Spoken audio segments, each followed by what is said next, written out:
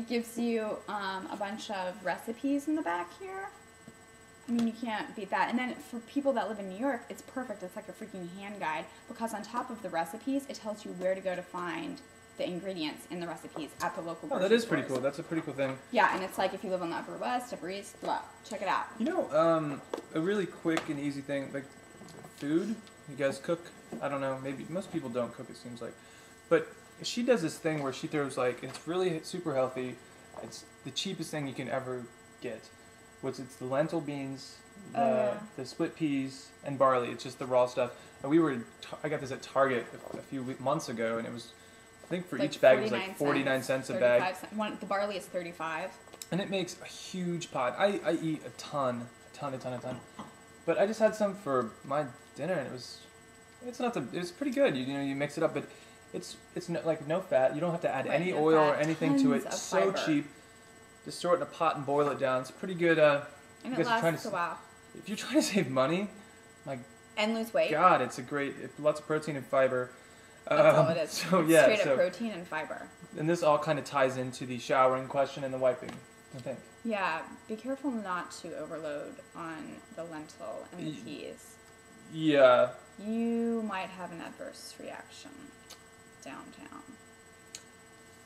So anyway, on the subject of getting in shape and staying in shape and healthy, I was online the other day and I found this really cool website. It's smallsteps.gov. There is it's a really cool website. It's not any diet plans or anything. It's just ways for everyone to kind of like just slowly, gradually get back in together, mixing things up, getting healthy, exercising for men, for women, for children. It's a pretty cool website. So check it out, smallsteps.gov. Yeah, cool stuff. And just like ways to be healthy every day. Ways to be healthy. They have like 100 tips of do's and don'ts. And like I said, it's not the fad diet. It's not any of that stuff. So I recommend it. I was on there and I browsed around. It's good stuff. Cool. Small steps. Smallsteps.gov. Smallsteps.gov. What else? What else do we have to talk about? Today. What happened today? God, I don't know. God, nothing. I feel like I checked out of the world today in terms of what's happened to other people and the rest of the world, because all that happened to me was some chick ran out on my swipe on the subway. And I mean that's really unfortunate. Who does that? All right. I've never happened to me in my entire life. All right. So not that anyone really cares about watching the news or being educated, because you know what, I'm not gonna bring anything negative. I feel like the news is such a negative thing these days. The media has it's just everything negative, everything. But this is kind of funny, and maybe that we'll just try to do only positive things to bring to you guys. But a guy got bit by a rattlesnake, which is normally semi-hilarious.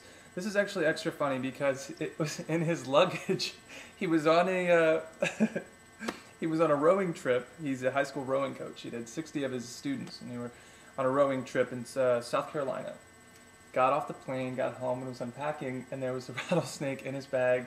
That's crazy. Is it not funny? I mean, is it kind of funny? No, Does it make me a bad person? Well, it's very scary. I mean, I was sitting there thinking about this. I'm like, God, I'm going to be checking my luggage. If I traveled more, I would check. But I remember a few years ago, or when I was little, there was a thing where this show about maybe, I don't know, one of those spider movies where there's a spider in the shoe. Everyone's seen that. Or something like that. Oh, don't reach your hand under a lampshade because it'll bite you. Man. And then so I was like a freak from that. But anyways, just to make, here's the really ridiculous thing. They took a fire extinguisher. To kill the snake. They didn't smash it, but they sprayed it. And it's like, I don't know, what the hell? Wasn't the snake's fault? I guess it kind of was. The snake should have paid. The snake should have paid for his own flight. Huh? The snake was alive, and they sprayed it. So? I don't know. It's kind of, maybe they should just, send it back. Sent it back? It would have bitten them given half the chance. Yeah. These things are But the venomous. thing is, well, yeah, but most of the venom was in that rowing coach, so The rowing coach was fine. But actually, I'm laughing. one of our regular viewers has all those Python videos. So I'm sorry. I didn't mean to say anything. I know you have all your pythons as pets. Yeah. Well, Nothing see, against I wasn't snakes. laughing at the pet. I was laughing at the guy getting bit because that's hilarious. Mm-hmm. He didn't die. He was fine. So that's why it's hilarious. Don't laugh when people die. Laugh when they fall down and get hurt or get bit by snakes, but don't die. Because that's when it's funny. I care more about animals than people right now. So, anyway. That's pretty crazy. It was a pretty funny thing. So, yeah. What else? Anything else? What are we at? So I think that's pretty good. 15 minutes. I mean, that's a minute less than yesterday. So we're like breaking these up into like three segments, I guess. Yeah. So so just let us know. I mean, what you guys think. I mean, we're just trying to do something, keep ourselves occupied. And maybe you as well. And as you guys can see, and if you guys look, I think that we just want to get you guys off of the porn. You know, more on YouTube, clean talk instead of on the porn, because you know you're on the internet with nothing to do, and it doesn't lead to any good. Right. Okay. So yeah, Well, we will talk to you guys time. very soon.